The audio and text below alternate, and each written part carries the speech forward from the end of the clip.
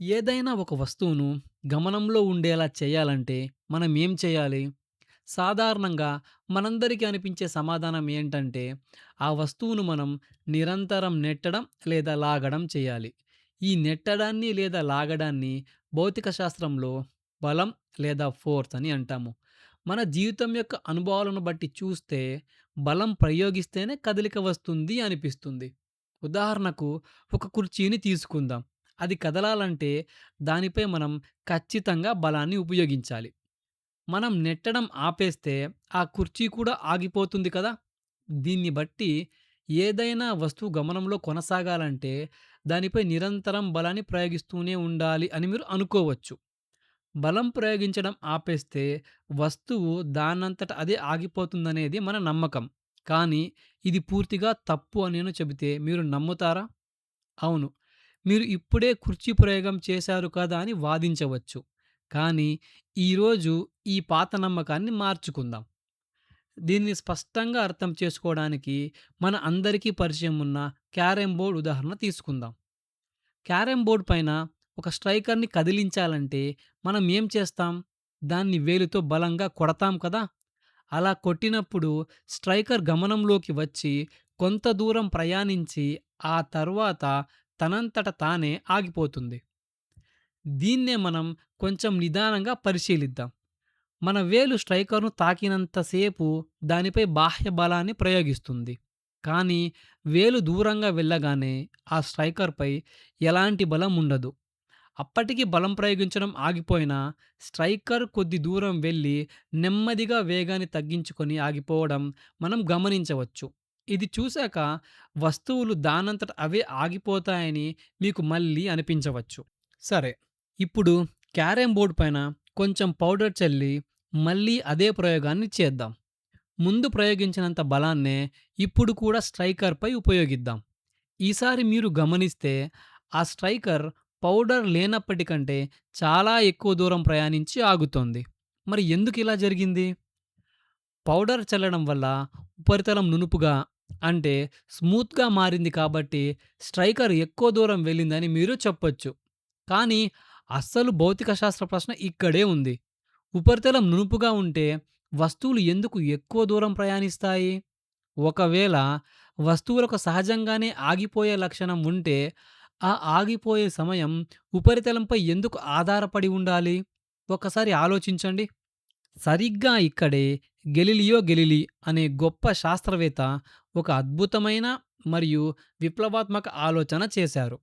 వస్తువులు తమ సహజ లక్షణం వల్ల ఆగిపోవడం లేదని, ఆ కురుకైన ఉపరితలం అంటే రఫ్ సర్ఫేస్ వాటి గమనానికి వ్యతిరేకంగా పనిచేస్తూ వాటిని బలవంతంగా ఆపుతోందని ఆయన గ్రహించారు.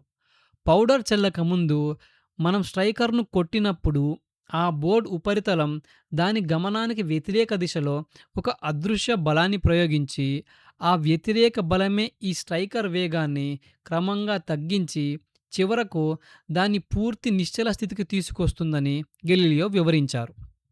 దీన్ని అర్థం చేసుకోవడానికి ఒక చిన్న ఉదాహరణ చూద్దాం. అత్యంత వేగంగా వెళ్తున్న ఒక రైలును ఆపడానికి సూపర్‌మన్ ఎదురుగా వచ్చి వ్యతిరేక దిశలో తన బలం మొత్తాన్ని ప్రయోగించి దాన్ని ఆపుతాడు కదా! సరిగ్గా ఇక్కడ ఉపరితలం కూడా అదే చేస్తుంది. గమనానికి వ్యతిరేకంగా పనిచేస్తూ వస్తువులు ఆపే ఈ బలాన్ని మనం ఘర్షణా బలం ఆర్ ఫ్రిక్షనల్ ఫోర్స్ అని పిలుస్తాము. అసలు ఈ ఘర్షణ ఎలా పనిచేస్తుందో సూక్ష్మదర్శిని అంటే మైక్రోస్కోప్‌తో చూస్తే స్పష్టంగా అర్థమవుతుంది. మన కంటికి ఎంతో నునుపుగా కనిపించే ఉపరితలాలు కూడా సూక్ష్మ స్థాయిలో చాలా కురుకుగా ఉంటాయి. వాటిపై కంటికి కనిపించని చిన్న చిన్న గుంతలు, మిట్టలు ఉంటాయి. స్ట్రైకర్ కదులుతున్నప్పుడు ఈ కురుకుదనం వల్ల ఏర్పడే అడ్డంకినే మనం ఘర్షణ అని పిలుస్తాము. మరి క్యారమ్ బోర్డ్‌పై పౌడర్ చల్లినప్పుడు ఏం జరుగుతుంది? ఆ పౌడర్ కణాలు అత్యంత సూక్ష్మంగా ఉండటం వల్ల అవి ఆ ఉపరితలంలో గుంతల్లోకి చేరి దానిని నునుపుగా చేస్తాయి. దానివల్ల స్ట్రైకర్ గమనానికి ఉన్న అడ్డంకులు తగ్గిపోయి అక్కడ పనిచేసే ఘర్షణ బలం గణనీయంగా తగ్గుతుంది. గెలీలియో చెప్పినట్టుగా వస్తువులను ఆపే ముఖ్య కారణం ఈ ఘర్షణే. పౌడర్ వేసినప్పుడు ఘర్షణ తగ్గింది కాబట్టి వ్యతిరేక బలం కూడా తగ్గింది. అందుకే స్ట్రైకర్‌ను ఆపడం కష్టమైంది. మరియు ఆగిపోవడానికి ఎక్కువ సమయం పట్టి అది చాలా ఎక్కువ దూరం ప్రయాణించింది. దీన్ని బట్టి మనం ఒక తార్కిక నిర్ణయానికి రావచ్చు. ఉపరితలాన్ని ఎంత ఎక్కువ నునుపుగా చేస్తే ఘర్షణ అంత తగ్గి వస్తువు అంత ఎక్కువ దూరం ప్రయాణిస్తుందని. ఇక్కడే గెలీలియో భౌతిక శాస్త్ర గతిని మార్చే ఒక అద్భుతమైన ఊహ చేశారు. ఒకవేళ ఉపరితలం పూర్తిగా నునుపుగా ఉంటే, అంటే ఘర్షణ శూన్యమైతే ఏమవుతుంది? అవును.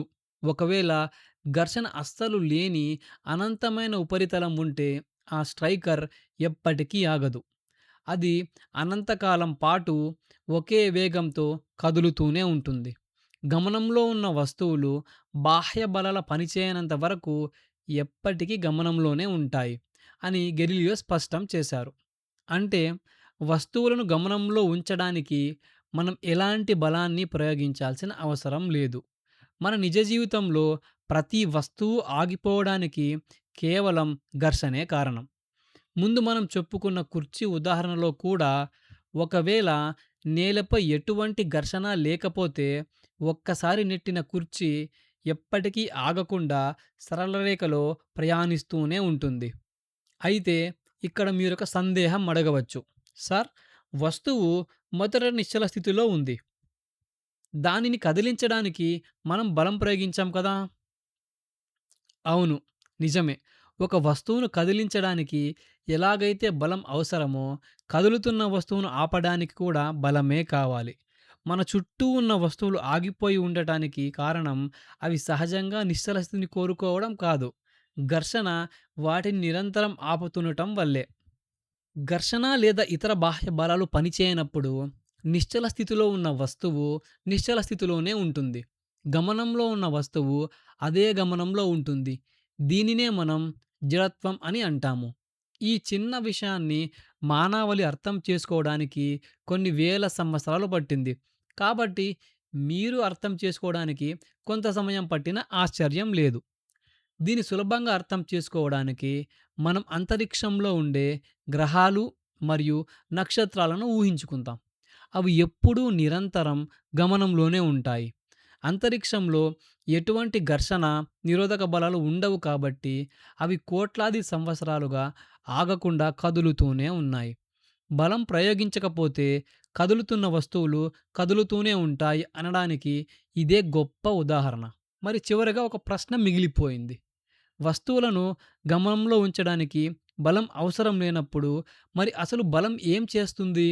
బలం అనేది నిశ్చల స్థితిలో ఉన్న ఒక వస్తువును కదిలించగలదు. అలాగే కదులుతున్న వస్తువు యొక్క వేగాన్ని పెంచగలదు లేదా అదే వేగాన్ని తగ్గించి వస్తువును ఆపగలదు. అంతేకాకుండా బలం వస్తువు ప్రయాణించే దిశను కూడా మార్చగలదు. భౌతిక శాస్త్ర పరిభాషలో చెప్పాలంటే బలం అనేది వస్తువులో త్వరణాన్ని అంటే యాక్సిలరేషన్ కలిగిస్తుంది. దీన్నే మనం F=ma అనే సమీకరణంతో సూచిస్తాం. బలం లేకపోతే వస్తువులు ఒకే వేగంతో సరళరేఖ మార్గంలో ప్రయాణిస్తాయి. వస్తువును త్వరణీకరించాలంటే తప్పనిసరిగా బాహ్య బలం కావాలి. ఈరోజు మనం గెలీలియో ప్రయోగాల ద్వారా ఒక గొప్ప విషయాన్ని నేర్చుకున్నాం. కదులుతున్న వస్తువులు సహజ లక్షణం ఎప్పటికీ కదులుతూనే ఉండటం. వాటిని గమనంలో ఉంచడానికి మనం ఎప్పుడూ బలాన్ని ఉపయోగించాల్సిన పనే లేదు. బలం అనేది కేవలం వస్తువు వేగాన్ని పెంచడానికి, తగ్గించడానికి లేదా వాటికి త్వరణం కలిగించడానికి మాత్రమే ఉపయోగపడుతుంది అని గ్రహించండి.